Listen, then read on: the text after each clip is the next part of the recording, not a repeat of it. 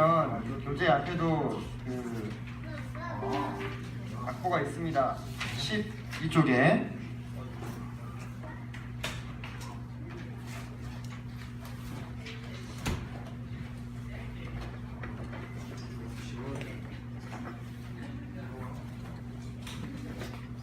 네, 바로 들어가 주세요.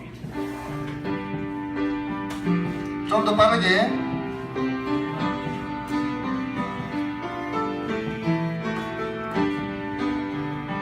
나의 사랑하는 책 위로 예어졌으나 어머니의 무릎 위에 앉아서 재미있게 듣던 말 그때 일을 지금도 내가 잊지 않고 기억합니다. 귀하고 귀하다 우리 어머님이 들려주시던 재미있게 듣던 말이 책 중에 있으니 이 성경 심히 사랑합니다. 옛날 용맹스럽던 다니엘의 경험과 유대 임금 다윗 왕의 역사와 주의 선지 엘리야 병거 타고 하늘에 올라가던 일을 기억합니다. 귀하고 귀하다 우리 어머님이 들려주시던 재미있게 듣던 말이 책 중에 있으니 이 성경 심히 사랑합니다. 예수 세상 계실 때 많은 고생하시고 십자가에 달려 돌아가시니 어머님이 읽으며 눈물 많이 흘린 것 지금까지 내가 기억합니다. 귀하고 귀하다 우리 어머님이 들려주시던 재미있게 듣던 말이 책 중에 있으니 이 성경 심히 사랑합니다. 그때 일은 지나고 나의 눈에 환하고 어머님의 말씀 기억하면서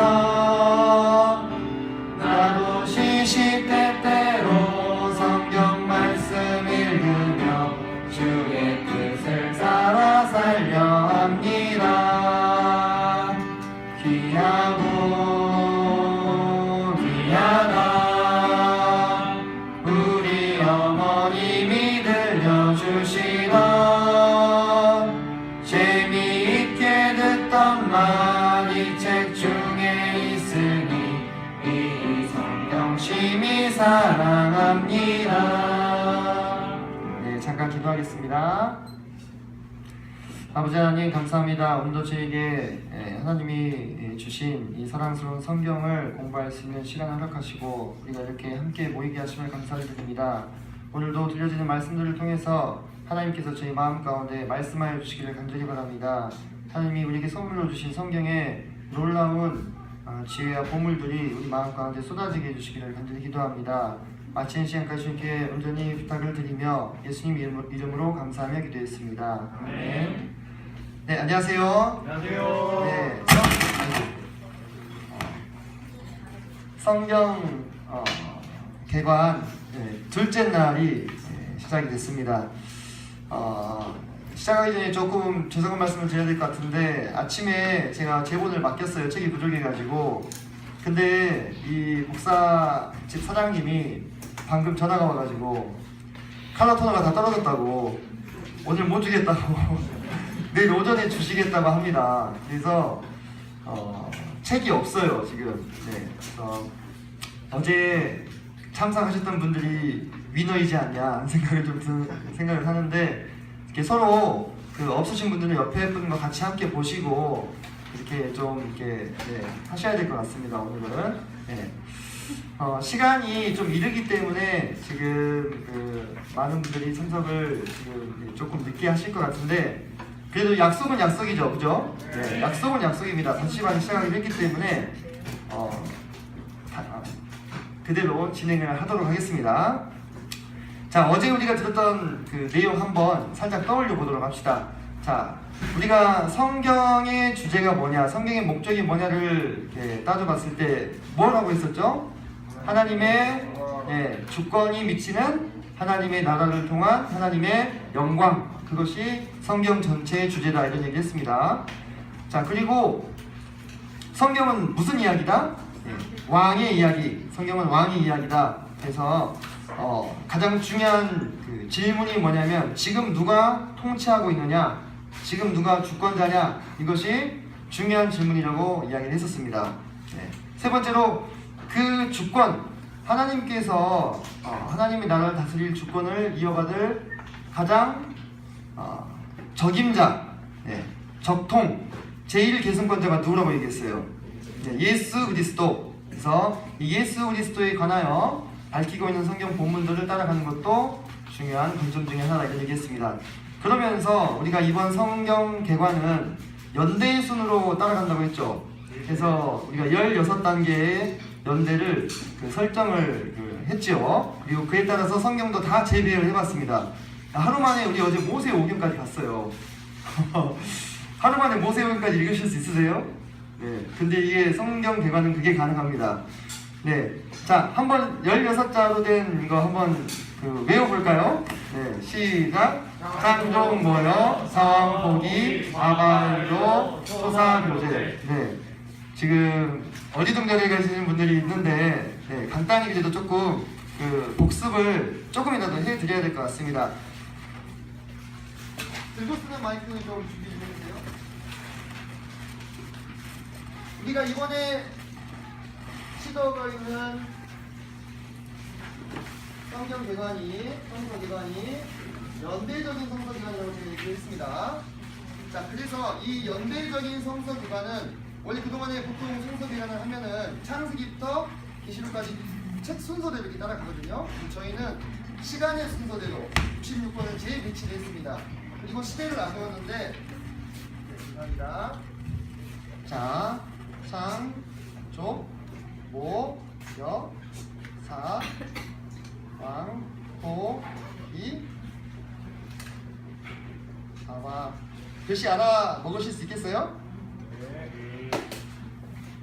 이렇게 부정적이지?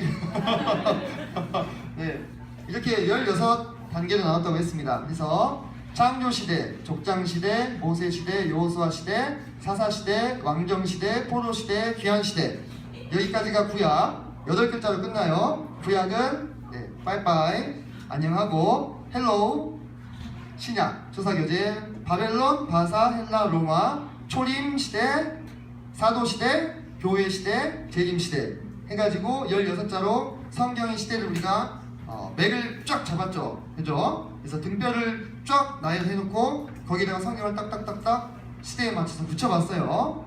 그게 떠오르셔야 됩니다. 요거 어떻게 외운다고 그 외우는 방법도 제가 알려드렸죠. 네. 한번 재현해 보실 수 있는 분 있나요? 지은이 형제가 내 눈을 피하네. 네. 시간 관계에서 넘어가도록 하겠습니다.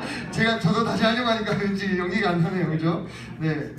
자, 그래서 어제 어디까지 갔냐면, 어제 모세 시대까지 갔죠. 그죠? 출애굽기, 레위기, 민수기, 신명기. 그래서 하나님께서 하나님의 영광을 드러내실 하나님의 나라를 만들어 가시는 과정. 그래서 이집트에서 자신의 백성인 이스라엘 백성들을 민족으로 키우시고 그 다음에 그들에게 주권은 법을 통해서 고쳐야 된다고 했죠. 그래서 법을 주시는 것이 출애굽기, 레위기 이 장이 되겠습니다. 그리고 마지막으로 영토를 정복하기 위한 준비를 하는 것이 민수기와 신명기다. 여기까지 이야기를 했습니다. 그리고 신명기에서 모세가 고별 설교 몇 번 하죠? 네, 3번 하지요. 3번 여정을 회상하고 그 다음에 쉐마 이스라엘 들으라 하면서 하나님만 사랑할 것을 요구하고 법을 다시 알려주고, 예. 그리고 마지막으로 순종하는 자에게는 복, 그 다음 불순종하는 자에게는 저주에 대해서 이야기하고 죽습니다. 그래서 신명기가 끝나고 오늘은 어디부터 이어지는 거예요? 네, 여호수아부터 이어지게 됩니다.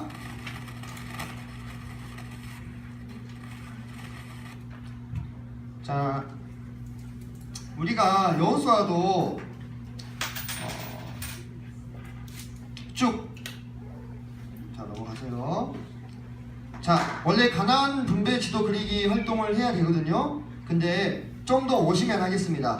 숫자가 좀 더 되면. 이거 되게 재밌어요. 여러분들 가나안 땅에서 무슨 지파가 땅 어디까지 받고 무슨 지파가 땅 어디까지 받고 맨날 그거 글로만 읽으니까 어때요? 전혀 안 와닿죠? 그죠? 몰라요. 전혀 모릅니다. 저도 몰랐어요. 근데 한 번이라도 내 손으로 그려봤을 때 아 그렇구나 이게 되는 겁니다. 정확하지 않더라도 어디 지도 그리기 해보셨죠? 네, 내가 필요한 정보만 표시를 딱딱 하시면 돼요. 네, 그렇게 하면 지도 그리는 것이 어렵지 않습니다. 그래서 이따가 좀 하겠습니다. 자, 여호수아서를 우리가 크게 또 요약을 해볼 수가 있겠습니다.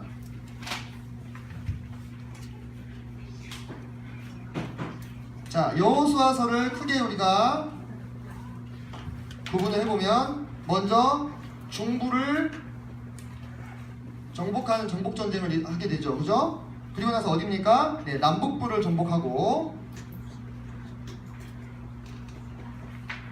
각각 지파별로 받은 그 점령한 영토를 어떻게 해요? 네, 영토를 배분하고 마지막으로 여호수아가 고별 설교를 하면서 여호수아가 끝이 나게 됩니다. 그러니까 이 고별 설교는 그 이스라엘의 지도적인 역할을 감당했던 사람들은 꼭 욕을 하더라고요. 네, 고별 설교. 네. 자, 하나씩 살펴보겠습니다. 맥을 이렇게 딱 잡고 가십시오. 알겠죠? 우리가 지금까지 계속 성경을 그 맥을 잡을 때 4개씩 잡았잖아요. 그죠? 네. 여호수아라는 인물을 먼저 우리가 보면, 자, 여호수아는 어떤 인물이냐? 자, 처음에 민수기에서 기억나시죠? 1차 인구조사하고 나서 그 다음에 1차 인구조사하고 나서 정탐꾼을 보냅니다. 근데 그 정탐꾼들이 가나안 땅에 대해서 혹평을 해요. 땅은 너무 좋은데 거기 살고 있는 사람들이 너무 강해서 우리가 차마 점령할 수가 없다. 우리는 메뚜기 같은 존재다. 그래서 이스라엘 사람들을 불신앙으로 이끌자. 그 세대에 속한 사람들이 다 어떻게 됩니까? 다 죽어요. 광야를 40년 동안 방황하면서. 그리고 딱 2명 살아남습니다. 60만이 넘는 사람들이 있어요. 딱 2명 살아남는데 그 중에 한 명이 누구예요?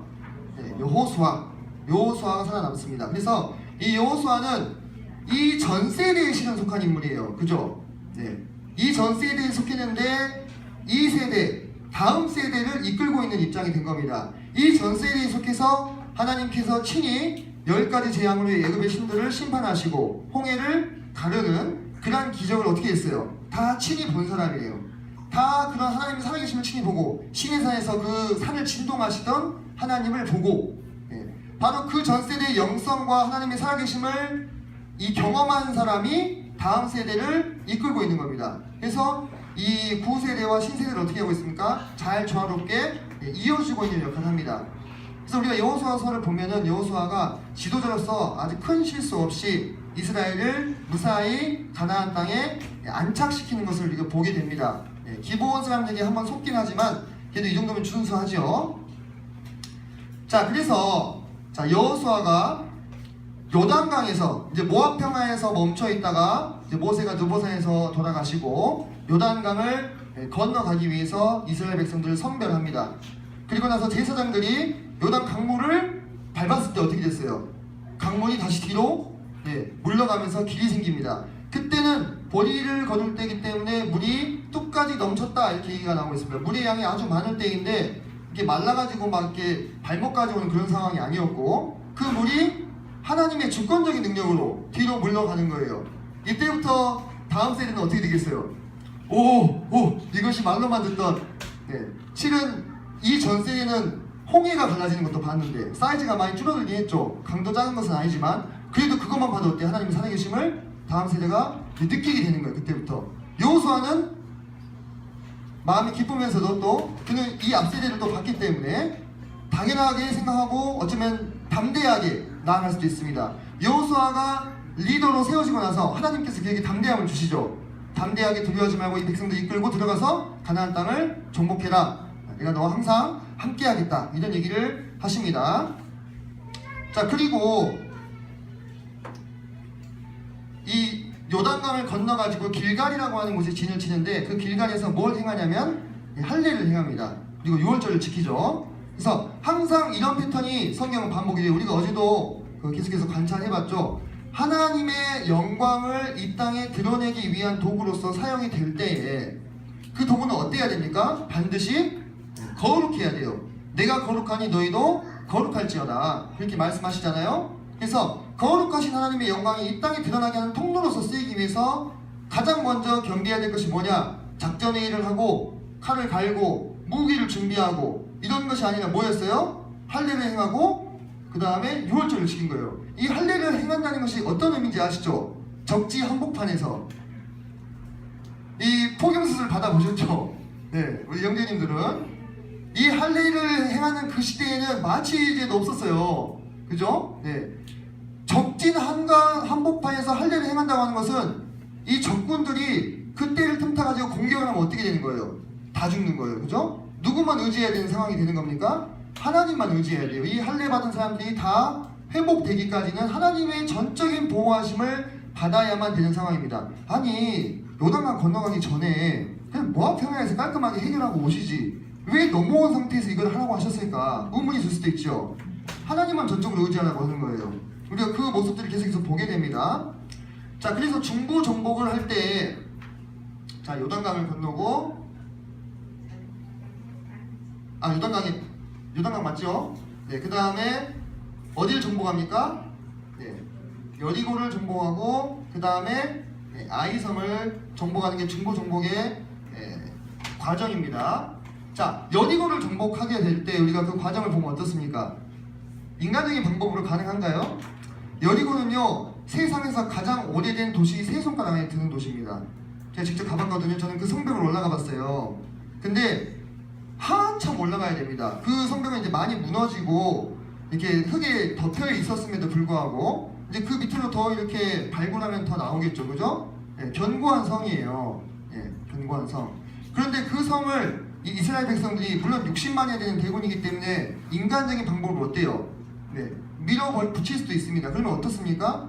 백성들이 많이 죽겠죠, 그죠? 네, 피해가 크고 또 그것은 하나님의 영광이 드러나는 방법이 아닌 거죠. 그래서 하나님께서 명하셔서 어떻게 해요? 네, 일주일 동안 성을 한 바퀴씩 돌게 하시고 마지막 날에는 7바퀴를 돌고 함성을 질렀을 때 어떻게 돼요? 성이 무너집니다. 그죠? 그러면서 하나님의 방법으로 하나님이 싸우시는 그 싸움을 싸우는 거예요. 왜? 이 가나안 정복 전쟁은 단순한 전쟁이 아니에요. 하나님을 위해서 싸우는 성스러운 전쟁입니다. 그 이유가 계속해서 나옵니다. 자, 그리고 나서 이제 아이를 치는데 아이성은 규모가 여리고보다 훨씬 작죠. 그래서 정탐꾼들이 보고하기를 다 갈 거 없이 한 3,000명만 가면 되겠습니다. 이렇게 얘기합니다. 그러니까 여호수아가 어떻게 해요? 그 숫자만 보냅니다. 근데 어떻게 됩니까? 네, 패배합니다. 한 36명쯤 죽고. 자, 이 사이에 무슨 사건이 있었어요?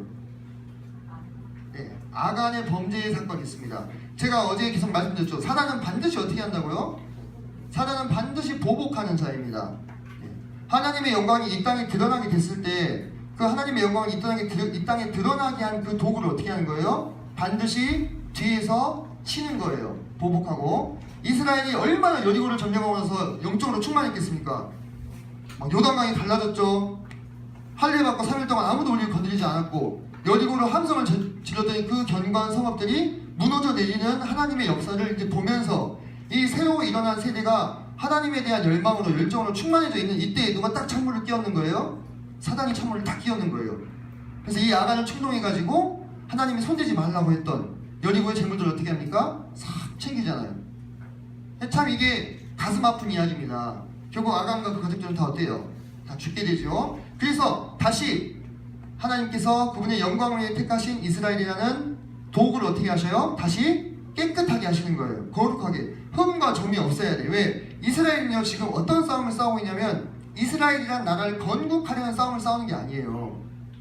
이건 명확하게 생각하셔야 됩니다.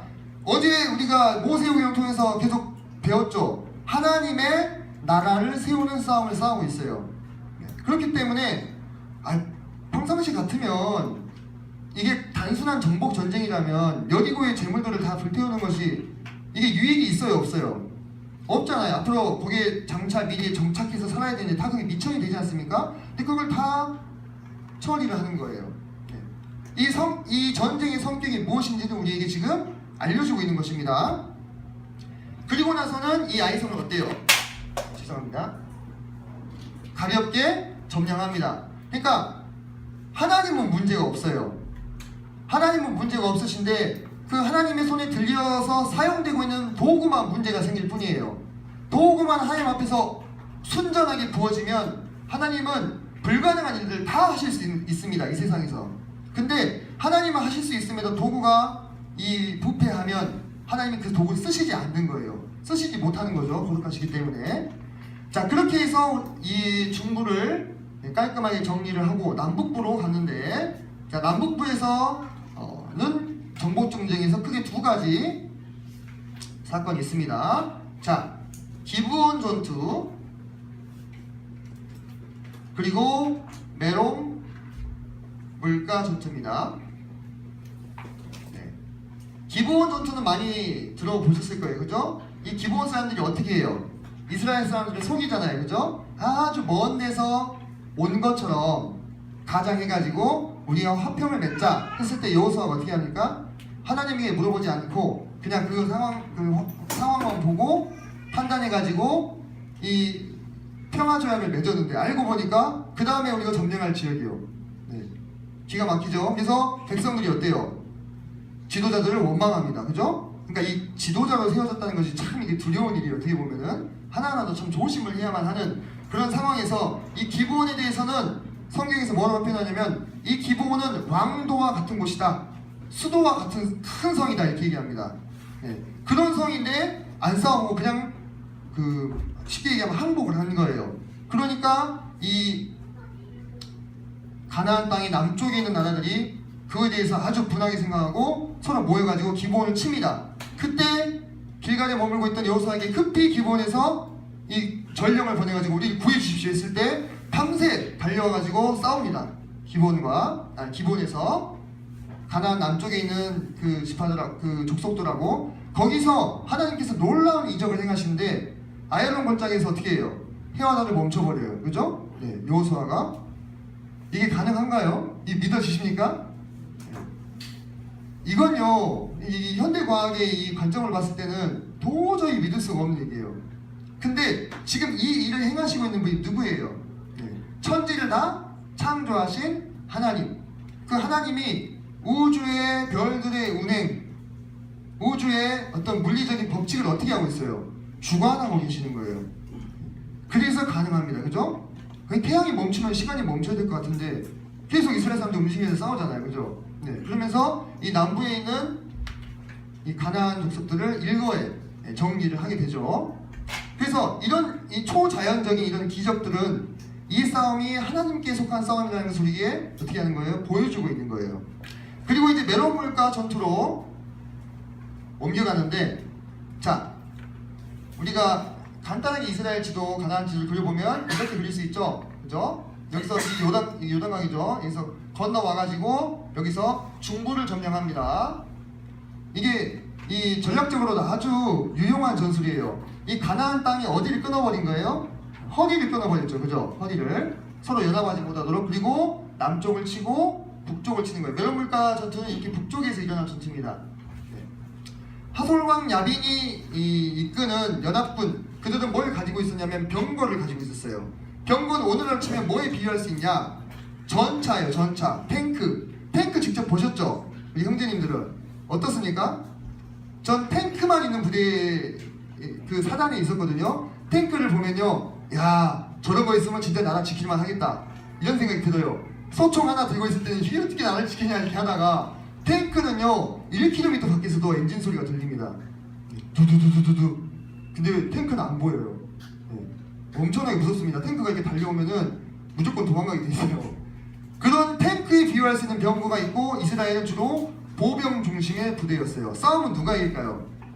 당연히 탱크 부대가 이기는 거죠. 어떻게 탱크를 이깁니까? 그죠? 그런데 누가 이겨요? 네, 이스라엘 백성들이 여기서 이깁니다. 네. 그러면서 하나님께서 특이한 명령을 내리시는데 이때 노획한 말들의 힘줄을 다 끊어버리라 이렇게 얘기합니다. 네. 그리고 병거를 다 불태워버리라 이렇게 얘기합니다. 이게 뭘 의미하는 걸까요? 아니 기껏 애쓰고 빼앗았잖아요. 그죠? 적의 무기를 빼앗았어요. 그럼 어떻게 하면 돼 이제? 내가 그걸 빼앗은 걸 가지고 쓰면 되는데 그걸 다 끊어버리라는 거예요. 그리고 병거는 다 불태워버리라는 거예요. 누구만 의지하라는 겁니까?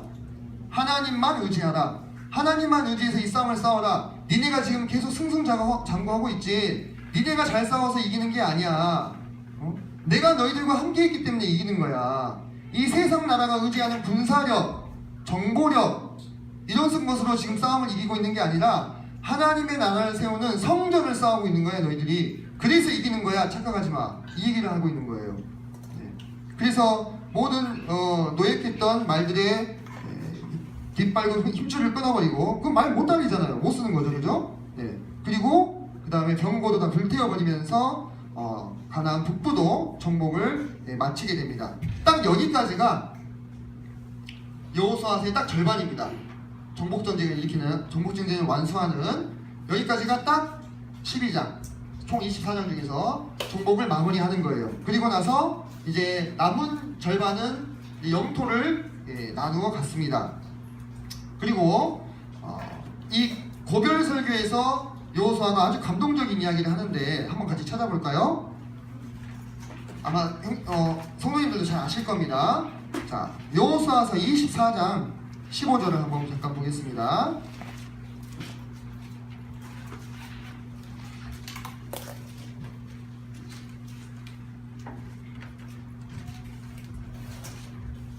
자, 여호수아 24장 15절 말씀을 함께 읽어보도록 하겠습니다. 시작. 만일 여호와를 섬기는 것이 너희에게 좋지 않게 보이거든 너희 조상들이 강 저쪽에서 섬기던 신들이든지 또는 너희가 거주하는 땅에 있는 아모리 족속의 신들이든지 너희가 섬길 자를 오늘 택하라. 오직 나와 내 집은 여호와를 섬기겠노라 하니.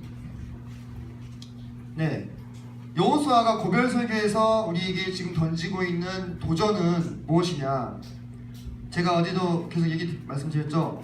이 세상에 돌아가는 이치가 뭔지, 원리가 뭔지, 이 세상이 존재하는 목적이 뭔지 눈을 뜬 사람들이 있었어요. 그죠? 네. 요셉이 그랬고, 또 위대한 족장들이 그랬고, 노아가 그랬고, 또 여호수아가 그랬던 것입니다. 네.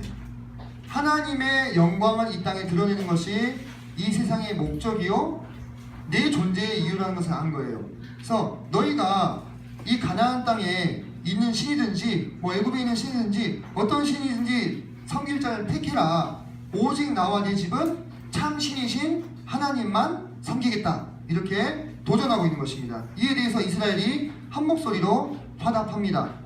그렇게 살았으면 좋았을 것을 이스라엘이 이후에 급격히 부패하는 모습도 우리가 볼 수가 있습니다. 여기서 이제 여호수아가 고별 설교하고 이제 그의 생을 마감합니다. 그러면서 어떤 시대가 끝납니까? 여호수아 시대가 끝이 나게 됩니다. 자, 우리가 여호수아를 읽을 때 한 가지 생각해 볼 것이 하나님께서 내리는 그 명령 중에서 모조리 다 죽여라 이런 명령들이 있습니다. 이것을 히브리어로 헤렘이라고 합니다. 헤렘. 정멸 전쟁인데 뭐 심지어는 뭐 어린아이까지도 다 죽여라는 거예요. 우리 뭐 히엘이나 하일이 같이 어린 그 아무것도 앞뒤를 분간하지 못한 아이들까지 이런 장면들을 보게 되면은 진짜 하나님이 자비하시고 긍휼하시고 사랑이 풍성하신 하나님이냐 이게 약간 좀 의문이 들 수 있습니다. 그죠? 네. 근데 그것은요 아까도 제가 쭉 얘기했다시피 여호수아서의 정복전쟁의 이 성격이 뭐라고요? 하나님의 영광을 드러내는 성전이라는 데 있습니다. 이미 이 가나안 땅에 살고 있는 족속들은 이미 이 갱생이 불가능할 만큼 죄악의 범죄에 깊이 찌들어 있는 그러한 세대였어요. 우리가 노아 시대를 기억해 봅시다. 노아 시대 때 그 온 세상에 퍼져 살았던 사람들이 하나님에게 돌아오지 않고 육체가 되었을 때 하나님께서 어떻게 하셨어요? 다 홍수 심판으로 쓸어버리셨잖아요. 그죠? 소돔과 고모라도 마찬가지입니다. 그때에도 그 성에 살고 있는 사람들 남녀노소 불문하고 죄악된 문화에 찌들어가지고 더 이상 돌이킬 수 없는 세대였기 때문에 하나님께서 완전히 치신 거예요. 여러분, 그것이 이방 족속들에게만 해당되는 원리가 아닙니다. 이스라엘 족속들이 광야에서 애굽에서 탈출했을 때 그 세대가 하나님의 영광을 감당하지 못할 때 어떻게 합니까? 광야에서 다 죽이시는 거예요. 마찬가지로 가나안 땅에 살고 있는 사람들이 더 이상 하나님의 영광과 하나님의 기쁨이 될 수 없었기에 하나님께서 그분의 심판을 대리적으로 수행하고 있는 이스라엘을 사용하셔서 남녀노소 우양 다 죽여라 이렇게 명령을 내리신 거예요. 이것이 하나님의 성전이기 때문에 그러한 명령들이 내려진 것입니다. 자, 이렇게 여호수아서를 통해서 우리가 어제 그 나라의 세 가지 요소 배웠죠. 국민과 주권과 영토. 마지막 영토까지 이제 획득을 하게 됩니다. 그러므로 이제 온전히 하나님의 나라가 가시적인 나라가 세상 가운데 세워지게 됩니다. 그래서 하나님께서 이제 영토를 딱 분배해 주시면서 자, 이제 너희들 이 땅에서 나를 섬기면서 행복하게 살아라 얘기했습니다. 이 이스라엘 백성들의 왕은 누굽니까 지금? 누구예요? 네, 하나님이죠. 하나님. 아까 주관자가 누구냐, 누가 통치하고 있느냐, 이게 되게 중요한 문제라고 얘기했었죠. 왕의 이야기인데 지금 하나님이 다스리시는 하나님의 나라가 가시적으로 세워진 거예요. 1차적으로. 네, 사사시대로 넘어갑니다. 자, 그래서 하나님이 이들 가운데 왕을 세웠습니까? 지도자를 세웠나요? 그렇게 하지 않으셨어요. 하나님이 원하시는 것은 무엇이었냐면 이들을 다스리시는 여호와 하나님을 자기의 왕으로 섬기면서 그분께서 백성들에게 준 법인 율법을 준수하면서 가난하고 억압받는 자들을 도우면서 고아와 가부를 돌아보면서 신분의 차등 때문에 누군가는 억압을 받고 누군가는 다스리고 호령하는 이러한 세상이 아닌 서로가 서로를 돕고 하나님을 두려워하는 세상, 다시 말해서 뭡니까? 유토피아. 이 세상에 많은 지식인들이 꿈꿨지만 단 한 번도 만들어내지 못했던, 항상 이상향으로 남아있었던 그 신정 통치의 나라를 이 땅 가운데 실현시키고자 하셨던 하나님의 이상인 거예요. 근데 사사시대의 사람들 어떻게 합니까? 그거를 이루지 못하죠. 만약에 그런 나라가 존재한다고 한다면 당시에 그런 나라가 존재했어요, 안 했어요? 이 주변에 있는 국가들 중에 아무도 없었어요. 그죠? 다 계급사회, 피라미드식으로 왕이 제일 위에 있고 그 밑에 귀족이 있고 평민이 있고 천민이 있어가지고 천민은 학대당하고 수탈당하고 왕은 권세를 부리고 함부로 죽이고 그런 시대였잖아요. 그죠? 그런 시대 속에서 이스라엘이 하나님의 통치를 받아서 빈자와 약한 자들을 돌아보는 뭔가 다른 인간 세상 나라들과는 좀 다른 모습을 보여줬을 때 그 자체로서 하나님이 뭘 얻으시는 거예요? 영광을 얻으시는 거예요. 하나님이 다스리는 나라는 다르구나. 그죠? 그러면 주변에 있는 나라들에서 억압받는 자들이 어떻게 하겠습니까? 이 나라를 동경하게 되겠죠.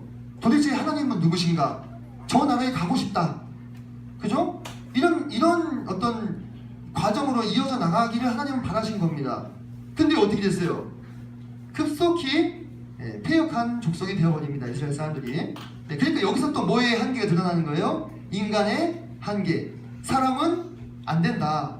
이것이 계속 누적이 된다고 했었죠. 역사 속에서. 그죠? 그러면서 메시아가 이 땅에 오실 수밖에 없는 명분을 계속 쌓는 거예요. 인간의 역사 가운데서. 자, 그래서 우리가 사사들을 좀 살펴보도록 합시다. 자, 사사들을 보면 사실 하나님은 사사를 세우시기를 원치 않으셨을지도 몰라요. 하나님 나라를 세운 그 원리대로만 살았다면요. 자, 보면은 그 사사들 중에서는 어떤 사람들이 있냐면 우리 교재 67페이지 보시면 나오죠. 거기 보면은 뭐 갈렙의 사이도 나오고, 네, 왼손잡이가 나오죠. 그죠? 그리고 잘 아시는 드보라와 바락, 뭐 기드온의 이름이 뜻이 뭔지 아십니까? 네. 찍어 넘기다 이런 뜻입니다. 배다. 네, 그래서 바알을 찍어 넘겼죠, 기드온이. 그죠? 네. 그리고 뭐 돌라, 야일 이런 분들은 잘 모르실 텐데 또 입다도 나오고요. 자, 입다는요 돕당으로 가가지고 비류들과 섞였다 했는데 이 비류들이 오늘날 표현으로 말하면 뭘까요? 있잖아요, 양아치라고. 네. 근데 성경에다가 그렇게 쓸 수는 없잖아요. 그래서 비유라고 쓴 거예요. 오늘날 표현하면 딱 그 표현입니다. 근데 뭐가 됐어요? 사사가 됐어요. 이처럼 사사시대에 사사로 세워진 사람들은요, 인간적으로 봤을 때 완벽해서 사사가 된 게 아닙니다. 삼손 보세요. 창기들과 놀아나죠. 그죠? 블레셋 땅에 가가지고. 예. 왼손잡이 에웃인데, 그때 당시에 왼손잡이는요, 오늘날에는 왼손 쓰는 것이 뭔가 약간 좀 장점처럼 느껴지는 세상인데, 그때 당시에는 되게 이상한 사람 취급받던 시대입니다. 왼손잡이들은. 예. 쟤는 뭔가 불길한 자다 이렇게 생각했어요. 왼손은 불길하다 이렇게 생각했습니다. 예. 그래서 왼손잡이들은 사회에서 잘 적응하지 못하는 그런 부류들이었어요. 그럼에도 불구하고 그들이 사사로 쓰임을 받아가지고 하나님의 백성을 구하는 겁니다. 여러분, 사사 돌라 같은 경우에, 돌라라는 이름의 뜻이 뭐냐면 벌레예요. 벌레. 이름이 벌레예요. 예. 여러분 중에서 이 아버지도 참 생각이 없어요. 어떻게 자기 아들 이름을 돌라라고 지었는지 모르겠어요. 근데 뒤에 성경을 보면요, 이 돌라 집안에서 대대로 용사를 배출하였다 이렇게 나옵니다. 역대상 7장 2절에 보면은. 예. 그런, 비록 인간적으로 봤을 때는 뭔가 흠결이 있을지라도 하나님께서 들어 쓰셔서 이스라엘을 구원하시는 데 쓰시는 겁니다. 자, 두 번째로 보면은 제가 30 클럽 이렇게 써놓는 사람도 있어요. 야일이 아들 30명 낳아가지고, 예, 낙이 30마리 태워서 30성읍을 다스리게 하고, 입산이란 분도 아들 30, 딸 30 낳으셨어요. 끝판왕은 압돈입니다. 압돈이 압도예요, 진짜. 아들 40명에 딸 30명. 제가 이렇게 아기를 아들 하나 딸 하나 낳아봤는데요, 이렇게 낳는 거 쉬운 일이 아닙니다, 진짜. 네. 왜 이렇게 쓰셨을까요? 아주 정력적인 분들이세요, 그죠? 네. 하나님의 나라를 다스리고 만드는 데 있어서 이 열정이 정말 중요한 겁니다. 네. 이와 같은 정력적인 분들이기 때문에 어쩌면 쓰임을 받았는지도 모르겠죠, 그죠? 그래서 우리가 열정을 내서 열심히 해서 하나님 섬기는 게 이게 바른 모습이에요. 특히 청년의 때는 어떻습니까? 네. 청년의 때는 에너지가 넘치잖아요, 그죠? 그 넘치는 에너지를 어디에 써야 되겠어요? 네. 하나님의 나라를 위해 쓰는 거예요. 하나님의 영광을 위해서. 그게 잘 사는 거예요. 네. 그게 잘 사는 거예요. 네. 잘 사는 게 이렇게 막 어디 놀러 가가지고 즐기고 누리고, 물론 그런 것이 아주 안 필요한 건 아니겠지만, 네. 그것을 위해서 여러분에게 젊음을 주신 것이 아니고, 여러분의 젊음과 열정과 패기와 그 에너지를 가지고 하나님께 영광을 돌리면서 사는 것이 여러분의 창조의 목적에 맞는 삶이다. 여러분 참 잘 살고 있습니다. 네. 잘 살고 계십니다. 네. 다른 사람들 부러워할 필요 없습니다. 자, 그리고 어마어마한 그 전투를 치르신 분들이 나오는데, 삼갈이라는 부분이 나와요.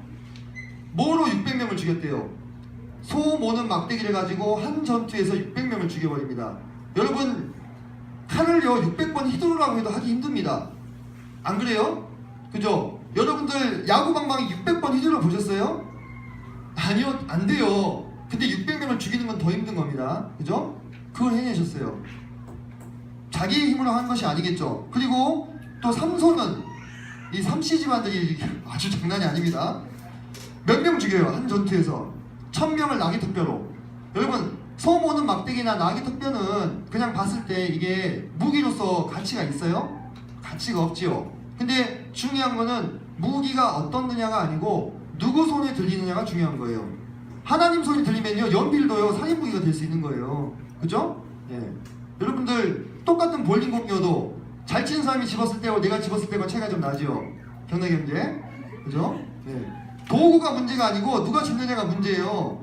내가 가지고 있는 것이 없더라도, 내가 남들과 비교해서 재능이 떨어지더라도, 은사가 떨어지더라도, 내가 하나님 손에 들릴 수 있다면, 하나님의 의지대로 내가 움직일 수만 있다면 600도 죽이고 1000도 죽이는 그러한 하나님의 도구가 되는 겁니다. 여러분들 받은 것이 적다고 스스로를 하찮게 생각하지 마세요. 그거는 중요한 게 아니에요. 하나님 입장에서 능력은 하나님이 다 가지고 있습니다. 중요한 건 뭔지 압니까? 그 하나님의 의지대로 움직이겠다는 내어드림의 마음만 있으면 돼요. 나를 온전히 하나님 앞에서 내어드리겠다, 네. 그런 마음만 있으면 됩니다. 자, 사사기 마지막에 보면은 아주 기가 막힌 사건이 두 개가 나옵니다. 미가 집의 제사장이 이 우상을 숭배하는데 사용이 되는데, 이 제사장이 누구냐? 정말 놀랍게도 모세의 손자입니다. 그 모세의 손자예요. 근데 우상을 숭배하는 제사장이 되어버려요. 자, 그리고 레위인의 첩이 베냐민 지파 사람들한테 집단 강간을 당합니다. 그리고 죽어요. 너무 많이 당해가지고 죽을 정도로. 그래서 이 레위인이 그 첩을 12조각으로 또 쪼갭니다. 그것도 기가 막히죠. 그래서 온 지파에게 보냅니다. 그래가지고 이스라엘 백성들이 모여가지고 누굴 칩니까? 베냐민 지파를 쳐요. 그래서 한 지파가 다 거의 다 죽게 되는 이런 사건이 일어납니다. 근데 여러분들 이것이 사사기 마지막에 적혀 있으니까 우리 생각에는 사사시대가 끝날 때쯤에서 이런 일이 일어나는 것 같다 이렇게 생각할 수 있는데 그렇지 않습니다. 이 사사기 초반에 일어난 일입니다. 이 사사기를 쓰신 분이 의도적으로 뒤에 배치를 한 거예요. 제가 왜 이게 초반에 일어난 이야기였는지는 교재에 잘 써놨습니다. 한번 읽어보시기 바랍니다. 뭔 얘기를 하고 싶은 거냐면 이 이스라엘 백성이 하나님을 떠나기 시작한 일이 아주 후의 일이 아니라는 거예요. 하나님을 섬겼던 여호수아와 장로들이 돌아가시자마자 바로 하나님을 빨리 떠나기 시작하는 것입니다. 그러면서 우리는 뭔가 아주 절망적이고 암담한 인간의 역사를 보게 되는데 그 가운데 한 줄기 빛처럼 비치는 이야기가 뭡니까? 바로 룻기예요. 룻기. 사사시대를 통해서 다시 한 번은 사람의 힘으로는 안 된다는 것이 증명이 되죠. 그러면서 암담한 역사로 사사기가 끝이 나는데 정말 절묘하게 대꾸를 이루고 있습니다. 그 레위인과 비록 이방 여인이지만 모압 족속이었죠. 이방 여인이지만 하나님을 믿는 그 믿음을 보였던 그 룻, 절묘한 대조를 이루고 있어요. 룻은요 인간적으로 봤을 때 매력이 있었습니까? 모압과 암몬은 이스라엘의 회중 가운데 영원히 들지 못한다고 저주받았어요. 그죠? 그리고 이미 어때요? 한번 결혼했어요. 그죠? 네. 한번 결혼한 여자예요. 인간적으로 봤을 때 별로 매력이 없습니다만 그가 하나님을 의지하고 하나님의 백성이 되고자 했을 때 하나님께서 그에게 은혜를 베푸셔서 다윗 왕의 계보에 이름이 들어가는 그와 같은 놀라운 복을 주십니다. 하나님의 영광을 드러내기에 이스라엘 백성들이 부족했기 때문에 하나님께서는 그 다음 계획을 바로 진행을 하십니다. 하나님의 영광을 이 땅에 나타내줄 대리 왕 다윗의 계보가 룻기에서 밝혀지고 있습니다. 그 시작은 아무도 몰랐죠. 오벳이 그렇게 될 줄 누가 알았겠어요. 하지만 하나님의 역사는 항상 이와 같아요. 큰 폭풍우가 이는 것이 하나님의 역사 같은데 그것이 지나고 난 다음에 세미한 음성과 불꽃을 하나님이 부르시는 겁니다. 여러분 그것을 캐치할 수 있으셔야 돼요. 그래야 여러분이 다음 세대를 감당하게 되는 거예요. 자, 그래서 제가 70쪽에 이 룻기의 내용을 4글자 아크로스틱으로 줄여놨습니다. 이런 걸 여러분들 한번 만들어 보시기 바랍니다. 짧은 성경은 나그네 룻으로 4장의 본문을 요약했어요. 나오미의 몰락과 귀한 그녀와 그의 만남, 그리고 보아스가 그렇게 하죠. 내가 빈손으로 시므에게 가지 말라. 그리고 룻이 마지막에 결혼해서 오벳을 낳는 것으로 이 아름다운 이야기가 끝이 나게 되겠습니다. 여기까지 39분 39초 했습니다. 5분 쉬었다가 6시 20분